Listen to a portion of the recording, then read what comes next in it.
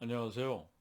오늘은 그 노벨 경제학상을 받은 경제학자 한 분과 그의 부인에 관한 이야기를 해보려고 합니다.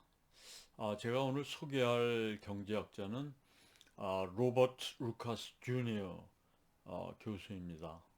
그분은 1995년에 합리적 기대 가설, 그 rational expectations hypothesis라고 하는 그 이론으로 노벨 경제학상을 수상한 바 있습니다. 사실 합리적 기대 가설이라고 하는 그 이론은 이론적으로는 굉장히 어렵습니다. 그래서 한마디로 쉽게 이야기하기 어려운 부분이 있습니다만 오늘은 뭐 이론에 관한 이야기가 아니라 그에 관한 에피소드입니다. 그래서 합리적 기대 가설을 정말 실제의 삶에 잘 적용한 사람이 있는데 그분이 바로 그 루카스 교수의 부인이었습니다. 이 합리적 기대 가설이라고 하는 것은 결국 뭐 어떤 얘기냐 하면은 경제 주체들, 그 가게나 기업이나 또 정부가 있는데 이, 이 경제 주체들이 충분히 이용 가능한 그러한 정보가 주어지면 그 정보의 기초에서 합리적인 미래에 대한 예측을 할 수 있고, 그러한 합리적 기대라고 하는 것이 결국은 이 사람들이 경제 활동을 하는데 실수를 반복하지 않게 만들어주는 그러한 기제로 작용하기 때문에 모든 이 경제 행위자들이 합리적 기대에 따라서 행동하면 체계적인 오류가 생기지 않고 미래에 대해서 그 합리적 예측이 가능하다라고 하는 겁니다. 이 이론은 사실은 케인즈 경제학에 대한 비판에서 나온 겁니다. 사실 케인즈의 이론은 우리가 잘 알고 있다시피 그 경기가 침체되고 불황에 빠졌을 때 정부가 어떤 재정 지출을 통해서 혹은 감세를 통해서 또 혹은 이 통화를 그 공급을 늘리는 그러한 금융 정책을 통해서 경기를 부양시킬 수 있고 불황에서 탈출할 수 있다라고 하는 것을 이론적으로 보여준 것이 존 메이너스 케인즈의 경제 이론입니다.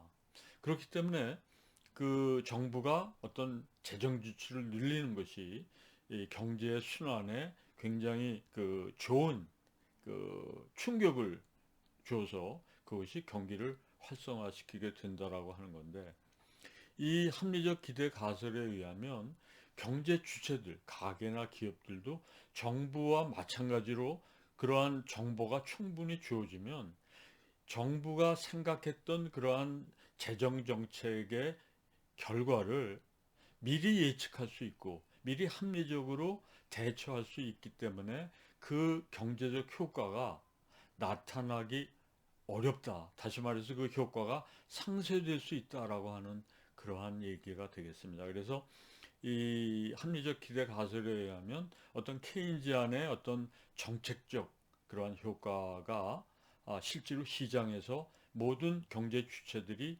정보가 충분히 주어져서 합리적으로 행동하게 된다면 그러한 기대는 예상과 달리 그렇게 충분히 나타날 수 없다라고 하는 것이죠. 그래서 어떻게 보면 케인지안 경제학이 효과를 가지려면 정부가 사실은 민간과 정보를 공유하지 않고 정부만이 그 정보를 갖고 있다가 그 정책을 갑자기 실시하는 겁니다.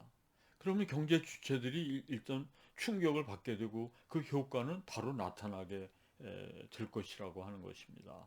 그것에 대한 그 합리적 예측을 못했기 때문에 그러한 재정 정책이나 금융 정책의 효과가 나타날 수 있다라고 하는 것이죠. 이건 뭐 얘기가 좀 길어졌습니다만 그런데 이 이론을 아주 정말 정교한 모델로 개발한 분이 바로 시카고 대학의 로버트 루카스 교수입니다. 그래서 이분이 1995년에 노벨상을 수상했는데요. 이분은 그 전에 이제 이런 굉장히 좋은 논문들을 쭉 쓰셨는데 그 몇 개는 그 동료 컬리그였던 낸시 스토키라고 하는 분하고 같이 썼습니다. 이분은 여자분인데 아마 그 논문을 같이 쓰고 이러면서 아마 가까워졌던 것 같습니다. 근데 그것이 결국은 그 가정 생활을 파탄에 이끌게 되었습니다. 그래서 1988년에 로버트 루카스 교수가 부인과 이혼하게 됩니다. 그런데 이혼하면서 이제 그 뭐 재산도 나누고 이래야 되는데 아마 제 생각에 뭐 루카스 교수가 그렇게 충분히 그 재산이 많지는 않았던 것 같습니다. 그래서 그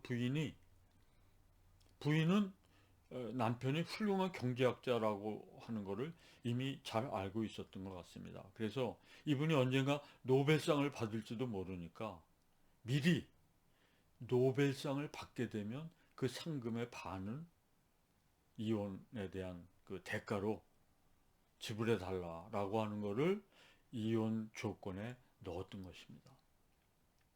아마 이분은 그 경제학자들 사이에 있었기 때문에 이 합리적 기대라고 하는 것이 무엇인가를 잘 알고 있었지 않았나 하는 생각이 듭니다. 근데 결국은 어떻게 됐을까요? 어, 제가 말씀드린 대로 루카스 교수는 95년에 받게 됐는데 7년이 지난 후에 받게 됐는데 이, 이 노벨 상금의 그 분할 조건이 7년이었습니다. 그래서 7년이 지나면 이제 그 조건이 조항이 없어지는데 7년 안에 받으면 반을 내야 되는 그런 상황인데 딱 7년이 되는 해, 그 시효가 만료되기 한 20일 전에 노벨상을 받게 됐습니다. 그래서 그 반액을 지불할 수밖에 없었습니다. 근데 더 좋은 거는 뭐냐면 노벨상은 두 사람 혹은 세 사람이 공동 수상도 하는 경우가 많습니다만 로버트 루카스 교수는 이때 단독으로 상을 받게 됐습니다. 그래서 딱 반을 가져가게 됐는데 아마 그 당시에 한 100만 불 정도가 상금이었던 걸로 제가 기억을 합니다. 따라서 50만 불을 가져가게 됐죠. 50만 불은 지금 환산하면 한 7억 정도 되는 그러한 거금이죠. 그래서 제가 이번 이 클립의 제목을 뛰는 남편 위에 나는 부인 이렇게 제목을 붙인 이유가 이 루카스 교수의 부인은 남편보다 합리적 기대를 하는데 한 수 위였던 것 같습니다. 그래서 우리가 이 합리적 기대 가설의 하나의 실제 좋은 예로 드는 거가 바로 루카스 교수의 부인의 예입니다. 제가 노벨 경제학상에 대해서 조금 부연 설명을 드리면 노벨 경제학상은 사실은 노벨의 유언에 의해서 만들어진 상은 아닙니다. 그래서 노벨 재단에 주는 것은 아니고 스웨덴 국립은행이 이 창립 300주년을 기념해서 만든 상입니다. 그래서 1968년에 제정이 돼서 69년부터 시상을 했는데 69년에는 그 북구의 경제학자인 얀 팀버겐 교수가 받았고요. 그 70년에는 우리가 너무나 잘 아는 그 MIT 대학의 폴 사뮤엘슨 교수가 받았습니다. 그분은 뭐 이코노믹스라고 하는 경제학 원론을 써서 굉장히 유명해지신 분이죠. 그리고 그 이듬해에는 이제 이 케네스 에로우나 존 힉스 같은 기라성 같은 그러한 경제학자들이 상을 줄줄이 받게 됩니다. 시카고 대학은 특히 노벨 경제학상을 많이 받은 학교인데요. 그 전에 92년도에는 게리 베커라고 하는 휴먼 캐피털 시어리, 인적 자본 이론을 개발한 그 게리 베커 교수가 받았는데 우리나라에도 한 두 번 오신 걸로 제가 알고 있습니다. 그리고 이 제가 그 공부했던 대학에도 노벨상을 받은 분이 한 세 분 있었습니다. 한 분은 윌리엄 비크리라고 하는 교수인데요. 이분은 제가 이제 있을 때만 해도 거의 이제 에메리투스 이제 이 강의는 잘 안 하시고 이제 학교에는 나오시는 분이었는데 뭐 옷도 허름하게 입으시고 머리도 좀 산발하시고 이 콜로퀴엄 같은 그 세미나에 들어와서 좀 조시고 그러다가 갑자기 질문도 하시고 그런 분이었는데 그분이 이제 저녁 때는 이 슈퍼에서 왜 이 비닐봉지에다 먹을 걸 싸갖고 이렇게 들고 가시는데 브로드웨이를 갈 때 보면 이분이 어디 저 브로드웨이 노숙자인지 도대체 경제학 교수라고는 생각하기 어려운 그런 모습으로 지나가는 걸 제가 가끔 본 적이 있고요. 또 제가 거시 이론을 배우고 세미나도 제가 이제 같이 했던 분 중에 에드먼 펠프스 교수라는 분이 있습니다. 이분은 책도 많이 쓰시고 논문도 어마어마하게 많이 쓰셨는데 논문이 어렵기로 유명합니다.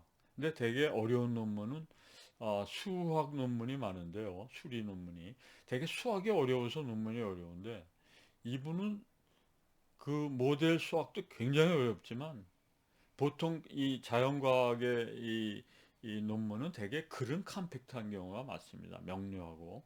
근데 이분은 글도 굉장히 현학적으로 쓰셔갖고 너무 어렵게 쓰셨는데 히랍 보전이라든가 셰익스피어 같은 것도 막 인용하면서 쓰신 분인데 강의할 때도 자기 논문을 강의하는데도 막 헤맬 때가 가끔 있어요. 이분은 강의하면서도 자꾸 딴 생각을 많이 하시는 것 같아요.